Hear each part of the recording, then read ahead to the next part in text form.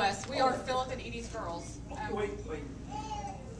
For the guys at work, youngest daughter, middle daughter, oldest daughter. And I was going to say that for those of y'all that don't know us, we are Philip and Edie's girls. We often don't have names, but I'm Ann. I'm the baby. This is Kathy, who's the youngest, and Carol is... I'm the middle. And Carol's the oldest. And we would like to take this time to thank each and every one of y'all for coming tonight. Whether you came from down the street or from miles away, we really appreciate you all here to celebrate this awesome milestone occasion with our parents. And we truly appreciate it. We wanted to take a few minutes to talk about our parents. We'll try and keep it short because we know that there's a party to enjoy, but we couldn't let the opportunity pass to brag about our parents. My mom and daddy are shining examples of unconditional love, friendship, respect, compassion, marriage, and parenting.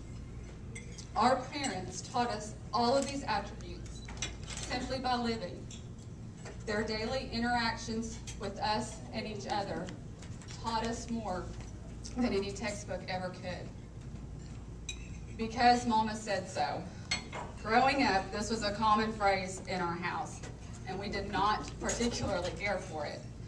That phrase meant that we had to wear a goofy hat, have meatloaf for dinner, or help clean the house.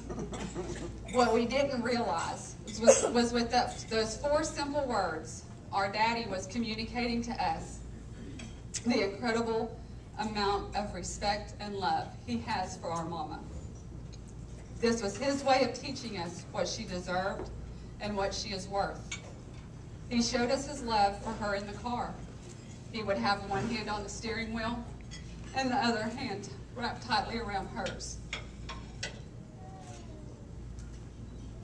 It was the same during church, walking through the mall, which, trust me, that is so embarrassing when you're a teenager. Even at restaurants, if they are together, Daddy has her hand. This is his way of showing us and others how very proud he is of our mama. It's what your mama wants. This was and still is the sole mantra repeated year after year when Christmas rolls around. Presents were bought with the help of us girls, but it was not about the money spent or the horror of Daddy making an appearance at the mall. It was about his desire to make his wife happy. To say that Daddy set the bar high for his girls' future mates is an understatement. Many of our girlfriends, as well as us, have said at some point, "Where's our Philip Stratman?" Don't worry about that bridge until you have to cross it. This phrase was used in conjunction with "God will provide." And I know I still live by it to this day. Daddy and Mama made sure they taught us not to worry about things that we cannot change. We would face any challenges or celebrations as they happened as a family. And speaking of family, as many of you know, our daddy had to spend a huge amount of time away from us to provide for his family. He would be gone for weeks at a time, only to come home for the weekend and leave to do it all over again. Back then, we thought that Daddy had the hard part of the deal, being away from his family and living in a camper.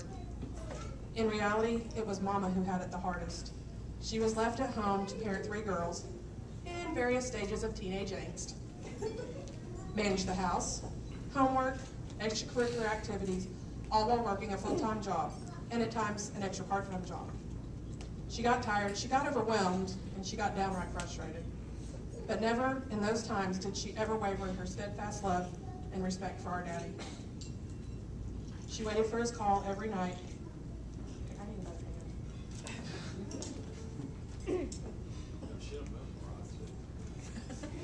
Well, where am I?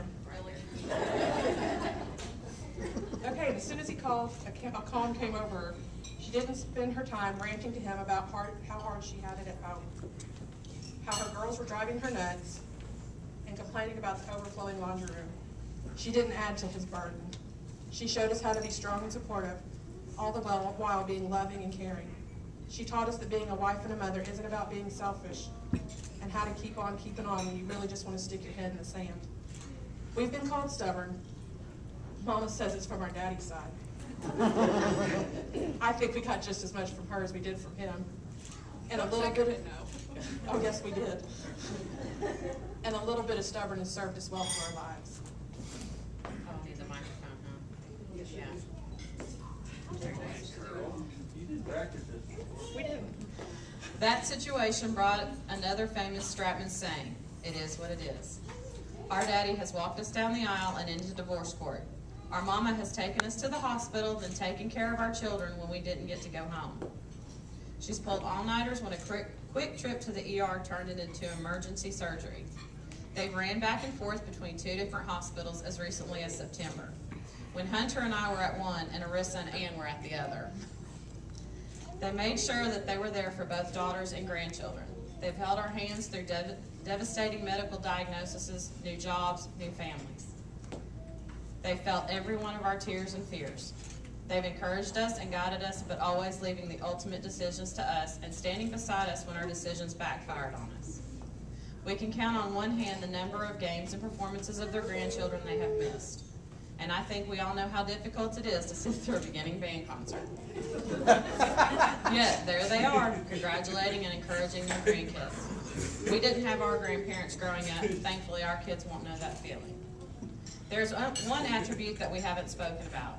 It's one that seems so trivial, but it's probably the most important lesson: laughter. There are few memories I have that don't include the sound of laughter. Like the time Daddy washed and dried Mama's prized brown wool pants. I don't have to do laundry anymore. But didn't own up to it. Years later, he told on himself. And we laughed and laughed and laughed. Or the time we were too poor to have stew for dinner, so we had steak. Or the time we got a dog when Daddy was out of town. All of us have our own homes now. People ask Daddy how it feels to have the girls out of the house. His response while laughing, "It's more work. Now I have 4 houses to maintain instead of just one." Everything we have learned from our parents is with us each and every day. We don't make decisions without having our parents' input in the back of our minds. There is nothing they won't do for us. They help our friends if the need be. When we hear people talk about our parents, it is with the utmost respect and admiration. It makes us so proud to call them our parents. So please raise your glasses. To Philip and Edie, happy 40th anniversary.